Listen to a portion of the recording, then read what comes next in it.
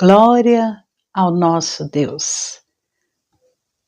Estamos mais uma vez com um estudo sobre o inquiridor discreto, aquele perguntador, aquele que foi ter uma conversa com Jesus Cristo, uma conversa particular, porque ele não queria se expor.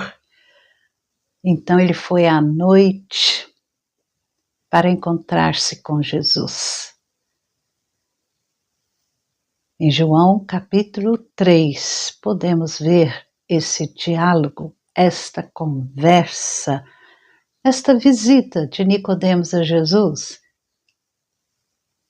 na calada da noite. E já vimos as qualidades de Nicodemos, que era um homem intelectual, sábio, também justo e também afetuoso. E ele era membro do Sinédrio. Nós já vimos isso na aula passada. Assista o vídeo e da aula passada você vai saber mais um pouquinho. Mas hoje veremos a sua experiência. O que Nicodemos ali pôde experimentar nesta conversa com Jesus. Todo aquele que vai a Jesus, todo aquele que procura Jesus, que clama, que ora, Jesus se revela, Jesus fala ao coração de uma maneira especial e particular com cada um.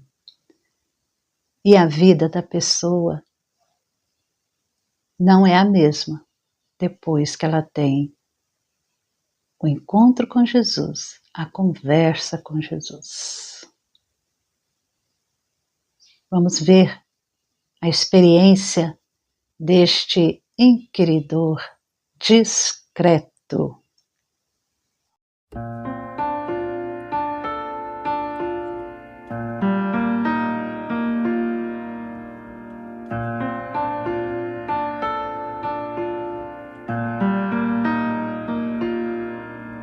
Nicodemos é mencionado 3 vezes no Evangelho de João. E são momentos nos quais nós podemos tirar lições para nós, para as nossas vidas. E, primeiramente, o encontro pessoal de Nicodemos com Jesus Cristo. Ele foi procurá-lo à noite, ele foi neste encontro que foi exclusivo com o Mestre, ficando a sós com Jesus. Ele, um conhecedor da lei, ele queria uma hora tranquila para conversar com Cristo. E neste primeiro encontro, nós podemos observar Nicodemos face a face com Cristo. Os versículos 2 e 3.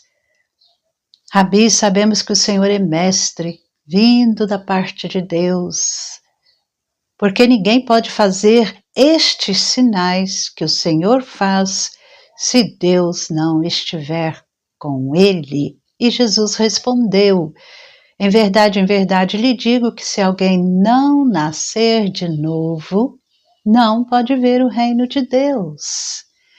Então, face a face, o que levou à presença de Jesus foram justamente os ensinos de Jesus, os seus sinais, que Nicodemos reconheceu que eram de Deus. E Jesus sabia o que se passava no coração de Nicodemos. No capítulo 2 de João, versículo 25, Jesus ali no meio da multidão, muitas pessoas crendo, mas João, ele registra que Jesus não precisava que alguém lhe desse testemunho a respeito das pessoas, porque ele mesmo, Jesus mesmo, sabia o que era a natureza humana. Então Jesus conhece cada coração, cada ser humano, e Jesus sabia o que se passava ali no coração de Nicodemos. Por isso, Jesus declara imediatamente a ele que para alguém ver o reino de Deus era necessário nascer de novo, nascer do alto, nascer de Deus, nascer do Espírito Santo, ser regenerado no Espírito Santo. Nicodemos face a face com Cristo. E Nicodemos mente a mente com Cristo. Os versículos de 4 a 8, Nicodemos pergunta como pode um homem nascer sendo velho? Será que pode voltar ao ventre materno e nascer uma segunda vez? E Jesus respondeu: em verdade lhe digo, quem não nascer da água e do Espírito não pode entrar no reino de Deus. O que é nascido da carne é carne, e o que é nascido do Espírito é Espírito. Não fique admirado por eu dizer você ou vocês precisam nascer de novo.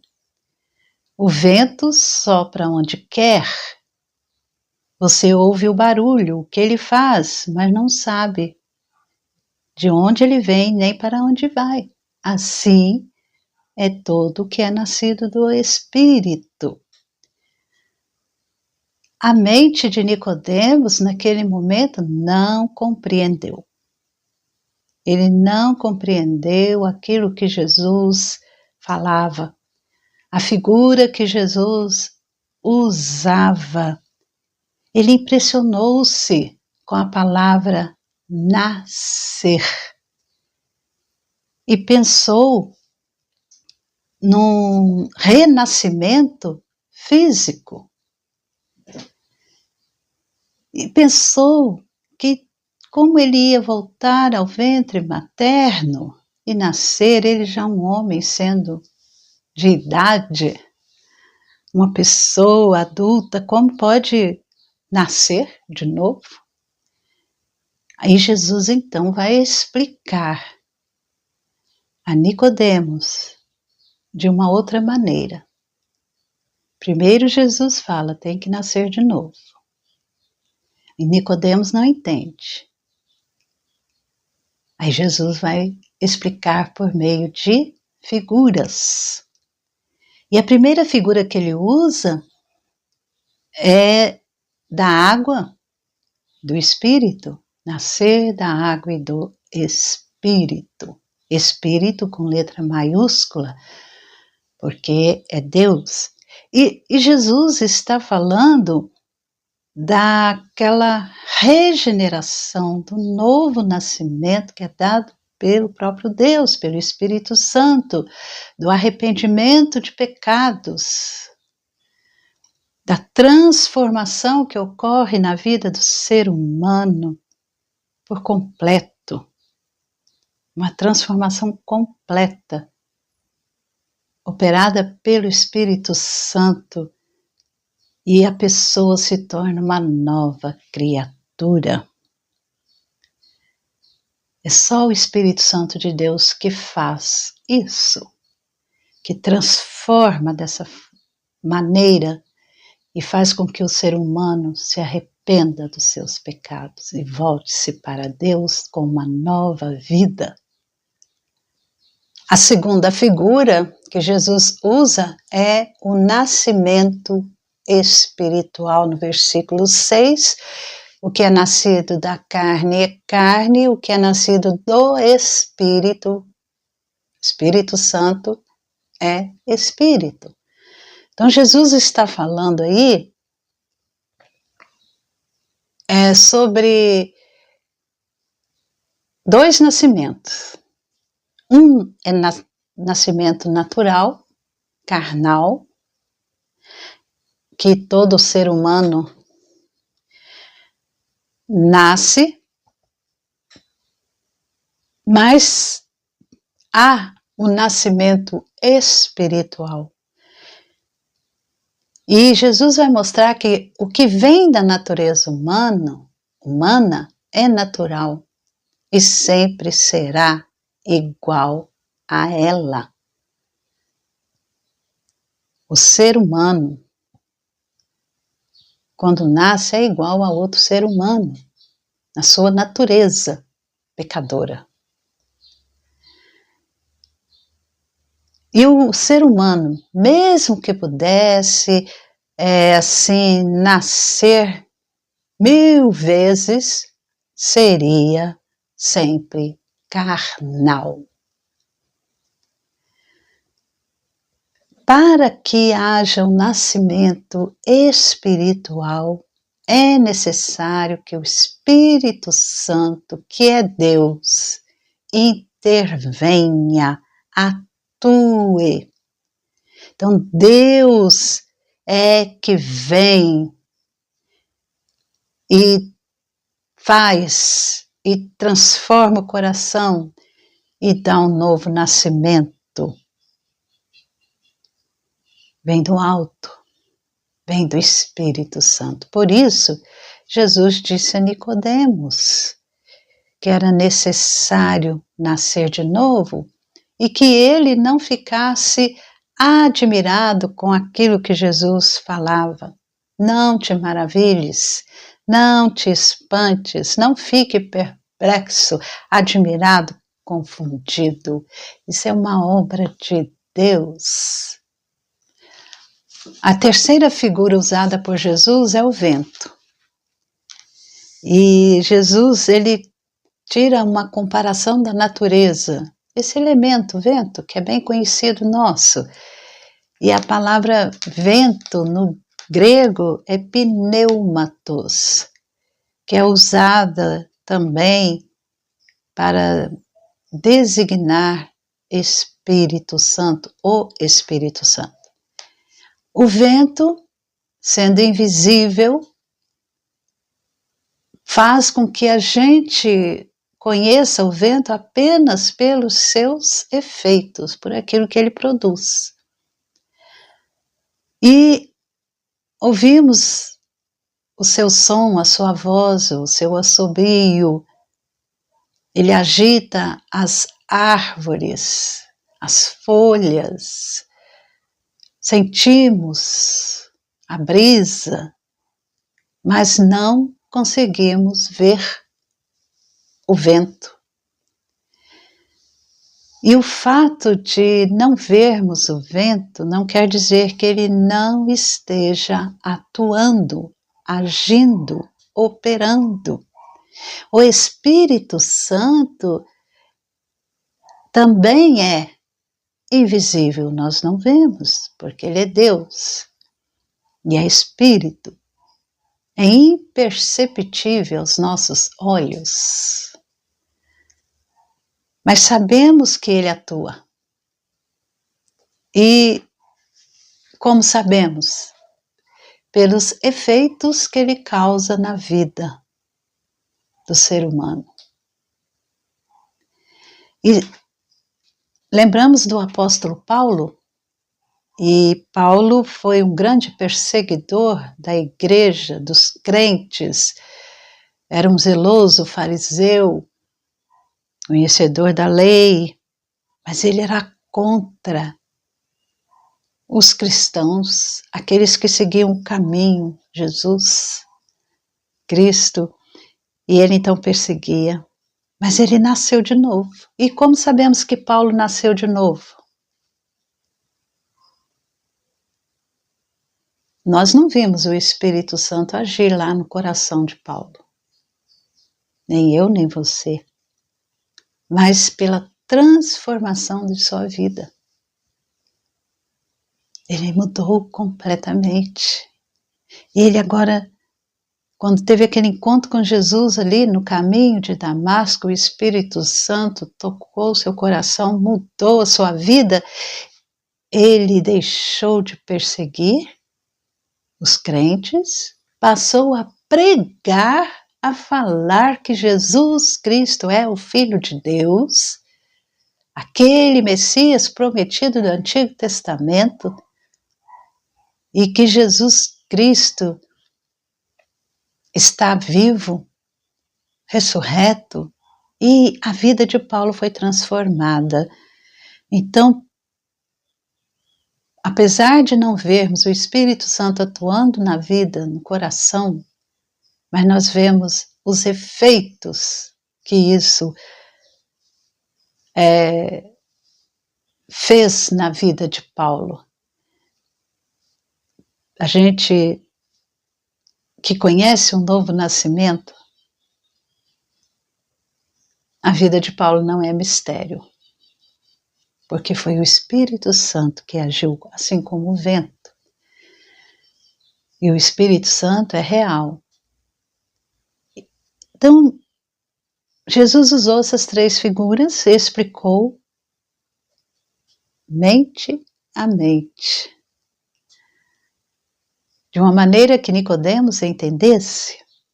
E Nicodemos, agora, nesse encontro com Jesus, de coração a coração, dos versículos 9 até o 21,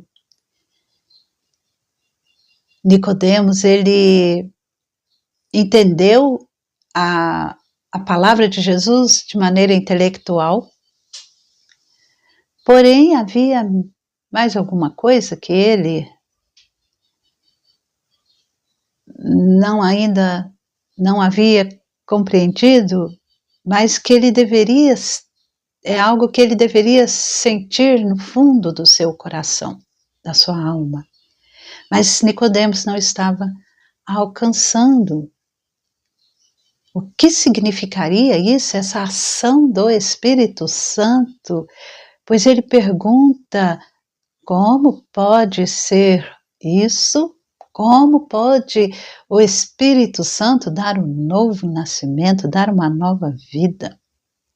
E Jesus, então, vai responder a Nicodemos com uma mensagem maravilhosa, grandiosa, sublime, bela, que o ser humano pode ouvir, e o coração de Nicodemos ouviu e sentiu.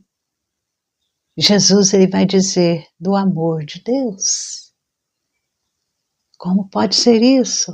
Por meio do amor de Deus. No versículo 16, Jesus diz, porque Deus amou o mundo de tal maneira que deu o seu Filho unigênito, para que todo que nele crê não pereça, mas tenha a vida eterna. Para Deus nada é impossível. É necessário que essa transformação ocorra vindo da parte de Deus, porque Deus amou. O homem jamais pode realizar de si mesmo ou por si mesmo essa transformação. Somente o amor de Deus. A situação do ser humano pecador é irremediável, é aflitiva, é triste.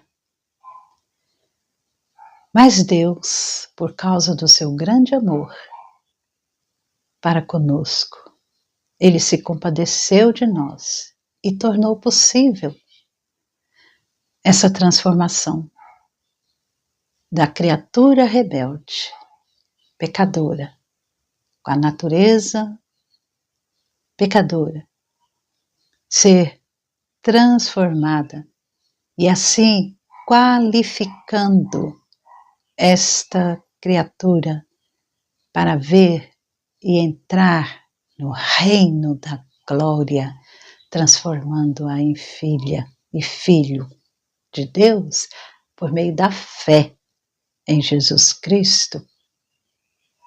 Pela graça sois salvos mediante a fé. E isso não vem de vós, mas é dom de Deus. Efésios capítulo 2. E também essa transformação é por meio da sua cruz. No versículo 15,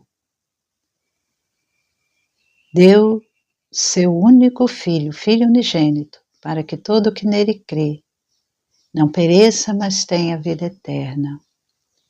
Para que todo que nele crê tenha a vida eterna. O Filho de Deus teria de morrer crucificado para expiar os pecados dos seres humanos, para dar satisfação à justiça divina. E Jesus Cristo, ele satisfez a justiça divina, porque o pecado teria que ser punido.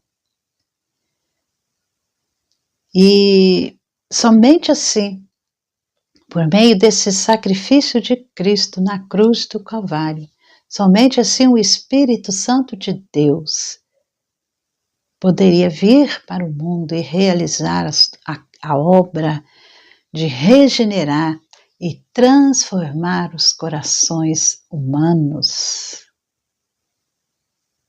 Por meio deste sacrifício, um sacrifício substitutivo, o pecador pode ter a vida eterna, ser livre para Deus, abrindo o coração para Jesus Cristo, crendo nele e fazendo a vontade dele. Jesus morreu a nossa morte para que nós tivéssemos vida e vida plena. E também o nascer de novo vem da luz espiritual, vem do amor de Deus, do sacrifício na cruz feito por Jesus e da luz espiritual. No versículo 19, Jesus diz: a condenação é esta, a luz veio ao mundo, mas os homens amaram mais as trevas do que a luz, porque as suas obras eram más, pois todo aquele que pratica o mal detesta a luz e não se aproxima da luz, para que as suas obras não sejam reprovadas. Quem pratica a verdade se aproxima da luz, para que as suas obras sejam manifestas, porque são feitas em Deus. Jesus é a luz do mundo. Ele é a verdadeira luz e ele veio para salvar os pecadores, para instruí-los, como ele estava instruindo Nicodemos. Ele faz isso conosco. O Espírito Santo, ele atua de maneira invisível no coração humano, em nossos corações, mas é preciso que exista um elemento externo para cooperar com o Espírito Santo. E esse elemento é a luz que agora brilha no mundo, que é o próprio Jesus Cristo, o Deus que se fez homem. Então esse Jesus é quem nos liga a Deus. E todo aquele que se aproxima de Jesus, aproxima-se da luz, do Espírito, da verdadeira sabedoria, dessa luz espiritual que é Jesus. E quando o ser humano chega a essa luz que é Jesus, ele percebe o quão ele está nas trevas, o quão ele é pecador e o quanto ele necessita de salvação. Ele reconhece seus pecados e, confessando os seus pecados, ele é perdoado e purificado no sangue de Jesus, no sangue remidor. Se confessarmos os nossos pecados, ele é fiel e justo para nos perdoar. Lá na carta de 1 João, capítulo 1, versículos 7 a 9, nós vemos que Jesus Cristo é aquele quem nos perdoa. Então, esse novo nascimento vem do amor de Deus, do sacrifício de Jesus na cruz e da luz espiritual que é o próprio Jesus. Então, vê, é tudo obra de Deus. Neste segundo momento, Nicodemos toma posição ao lado de Jesus Cristo. No primeiro encontro, Nicodemos, ele conheceu Jesus e a salvação que só Jesus pode dar. Mas parece que ele ficou com seus lábios fechados, não há nenhuma menção aqui no Evangelho de João de que ele testemunhou, que ele falou, que ele pregou. Mas neste momento aqui, em que lá no capítulo de 7 de João, em que os guardas foram prender Jesus e voltaram sem Jesus, porque eles ficaram admirados e não conseguiram prender Jesus, porque jamais alguém falou como este homem, eles disseram.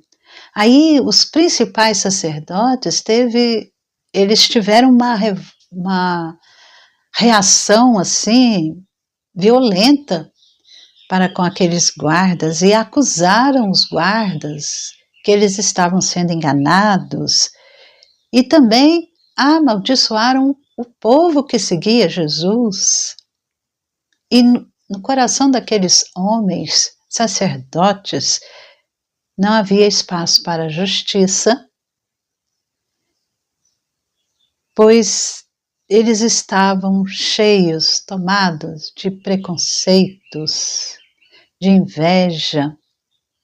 E isso os levou aqueles sacerdotes à ira, uma ira irônica, de zombaria, zombando daqueles que se manifestavam a favor de Jesus, que simpatia por Jesus. E eles desrespeitaram a lei, os sacerdotes, uma lei que eles mesmos defendiam. E neste clima assim de hostilidade ali no Sinédrio, Nicodemos ele toma posição ao lado de Jesus e da justiça, da lei. Ele exige que se faça justiça, que se cumpra a lei, porque ele está sabendo que os sacerdotes já haviam decidido matar Jesus.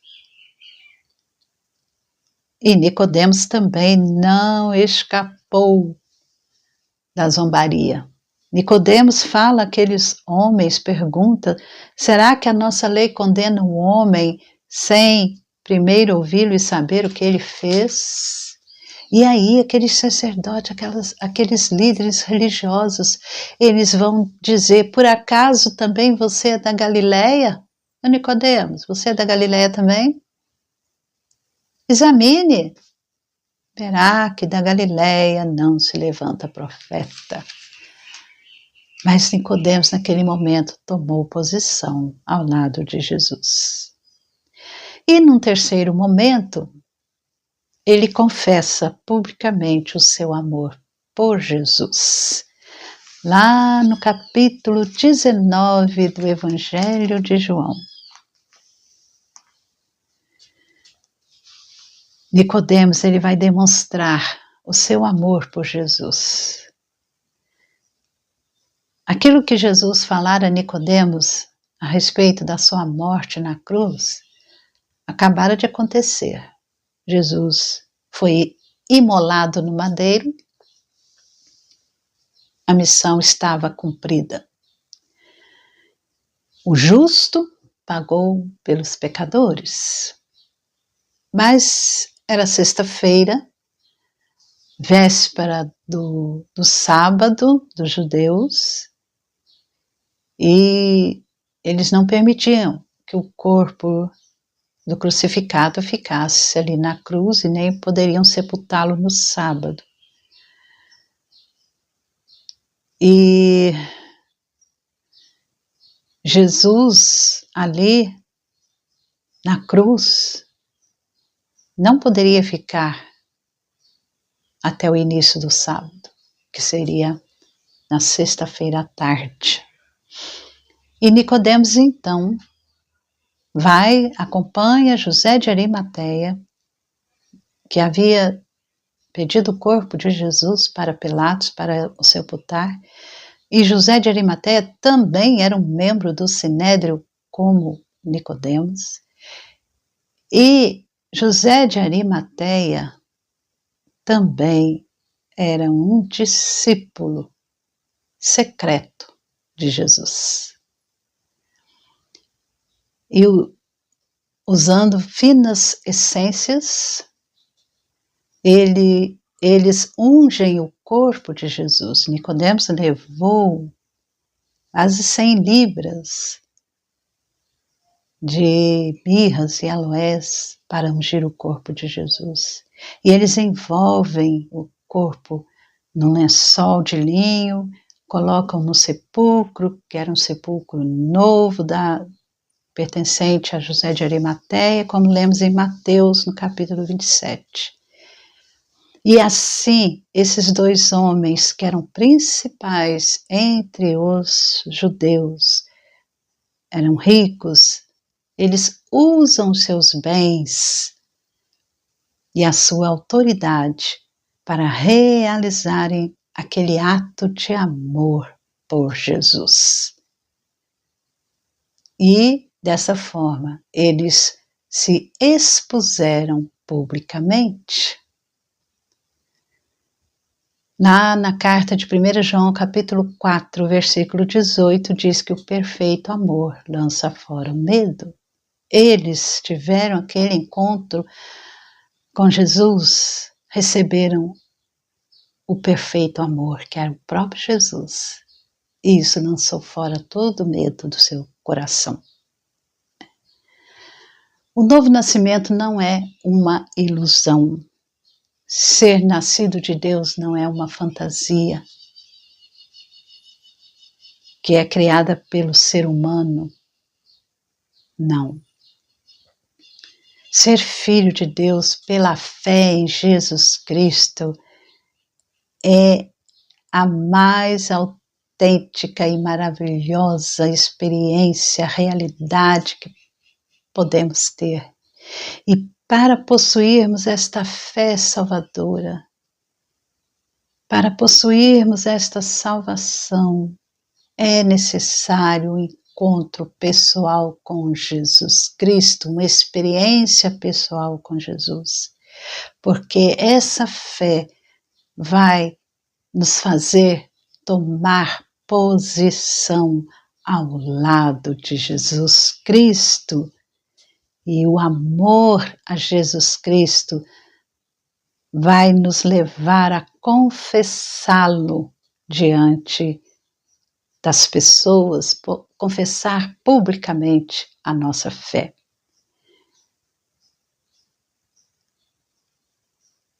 Nicodemos aprendeu do amor de Deus com a ação do Espírito Santo em sua vida. Por isso ele foi capaz de posicionar-se ao lado de Jesus e fazer a sua pública profissão de fé. E Nicodemos, quando se viu na presença de Jesus Cristo, o Senhor, e ouviu do sacrifício substitutivo, Nicodemos pôde sentir a espada da lei sobre si e reconheceu o quanto necessitava de Jesus, porque é assim. A lei, ela traz a espada sobre nós, a morte. Ela mostra a nós que somos pecadores e que não somos capazes de cumprir a lei. O único capaz, o único que cumpriu perfeitamente a lei é Jesus Cristo, foi Jesus Cristo. E quando nós, como Nicodemos, na presença do Senhor, quando nós vemos a espada da lei sobre nós e reconhecemos o quanto necessitamos de Jesus Cristo, a nossa vida então é transformada, porque vamos a Ele em humildade, confessando os nossos pecados. E Nicodemos agora poderia servir a Jesus com seus bens. Foi o que ele fez. Você tem crido em Jesus Cristo? E você tem certeza que Ele é poderoso para guardar a sua vida até aquele dia que Ele voltará, ou o dia que você partir deste mundo? Leia lá 2 Timóteo, capítulo 1, versículo 12. Nós podemos dizer, como o apóstolo Paulo, que conhecemos Jesus pela experiência pessoal, íntima, com Ele, de coração e de mente.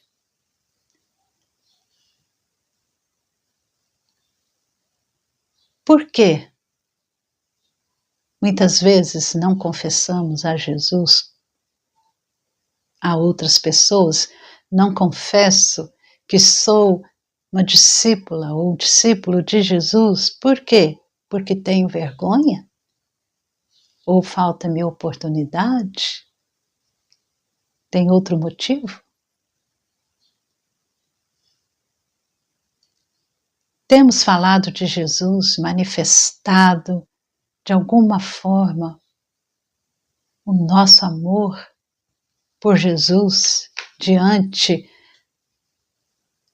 das pessoas, dos familiares, colegas de trabalho, parentes, irmãos em Cristo, amigos, cooperadores. Temos testemunhado, falado de Jesus, manifestado nosso amor por Jesus a essas pessoas. Que o Espírito Santo ilumine o seu coração e assim você ouça as palavras de Jesus: tem que nascer de novo, tem que nascer da água e do Espírito Santo de Deus. E esse novo nascimento só ocorre por causa do amor de Deus, da cruz de Cristo Jesus, Deus encarnado, que morreu na cruz, e pela ação do Espírito Santo, que ilumina nossa mente, coração. Creia hoje em Jesus Cristo, o único Senhor e Salvador.